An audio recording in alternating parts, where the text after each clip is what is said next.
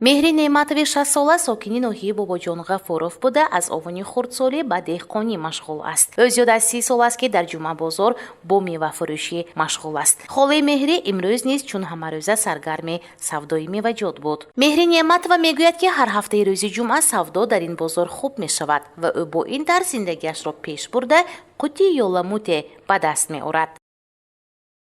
در همینجا 30 سال است سودا میکنم. خریدارا میبیان نقص نسبت به دیگر بازارها اینجا ارزان میشه. اساساً چیکار میفروشید؟ همین سیب و ماندارین و انار و انگور همین دور داریم.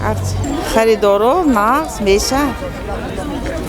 نقص میبیان از کلینتو اونجا میگیرن. در یک روز چند سودا میکنید؟ 2000 3000 جمعه بازاری آنکه خود چقوا بازار امروز نیز به ساسر آدم بود. مردم برای خریداری کردن لوازمات‌های ضروری روزگار چون هر هفته به بازار آمده بودند. در جمعه بازار امروز نرخ 1 کیلوگرم برنج 8 سومانی، 1 کیلوگرم ماش 13 سومانی، نرخ 1 کیلوگرم نخودی خشک 18 سومانی، لوبیا 13 سومانی، 3 کیلوگرم کارتوشکا 10 سومانی، سبزی باشد 2 سومانی، تورب 1 سومن و 50 درم، شلغم 2 سومانی و 3 کیلوگرم پیاز 10 سومانی ارزش داشتند. نرخ نوایی پاشی پنجشنبه که برآورده هم ما نزدیک پنجشنبه میریم خرید میکنیم تاکسی جیغ میزنیم تاکسی قیمت اینجا هم تو خرید میکنیم هم تو سنزور میکنیم و خانم میریم از زانکاک سیدا کاری ما میگیریم میبریم خاکون کار باشد نرخ نوا نرمالی کار نباشد نرخ نوا قیمتی میاد. ساکن شهر خوجند غفورجان احمدов بعد از گرفتن نفقه پولیش امروز به بازار آمد تا اینکه از اینجا با نرخ نسبتا از دیگر بازارها ارزانتر خرید کرده باشد. اما که غفورجان ماهی 2-3 مرتبه از بازار مذکور خرید میکند و میگوید که شرایط اینجا از سالهای پیشین خیلی خوب گشته است. در این بازار بسیارتر من برای خرید میبیام از دیگر بازارها آنچه فرقیت است بسیار پیشتر بازار حاضر سودا نرخ و نوا ارزانتر است. از دیگر بازارها نگاه کردم سوداش اینجا ما نرخ نوای ماش لوبیا پرسیدم 3 سوم 4 سوم فرقیتش است. چند سوم است؟ 16 سوم لوبیا بس 18 سوم ماش کساسن اینجا یک فرقیتش ارزان نفت نخویتم پرسم همین خیلی من سیبایم پرسم ترمیه و هم بسیار ارزان من برای همین که اینجا راک بیان سیرانو من به ارزان بفراد چون که بیمال سودا میکنه پیشتره از یک بسیارتر شرایطش نه سودا فروشش نه.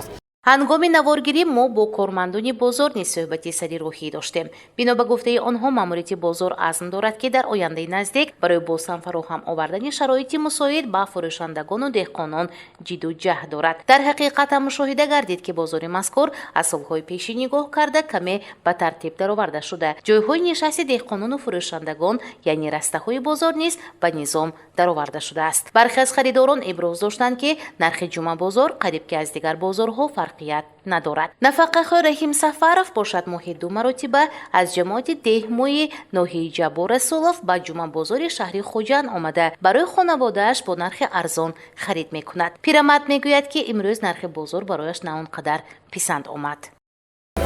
دلنبویی بودم در روسیه کار میکردم پرداوی نیست 120 اولیک میتر نفقه میگیردن 120 ما روزگار برسونده نه حتی نون خودش همین خلیب خودش عادی چه سامانی منه خانم با 6 کس هر دو چرتگی خلیب میخریم نه خلیب 10 سوم گیرد کن 300 سامان نون بمیرن 120 چی میشه.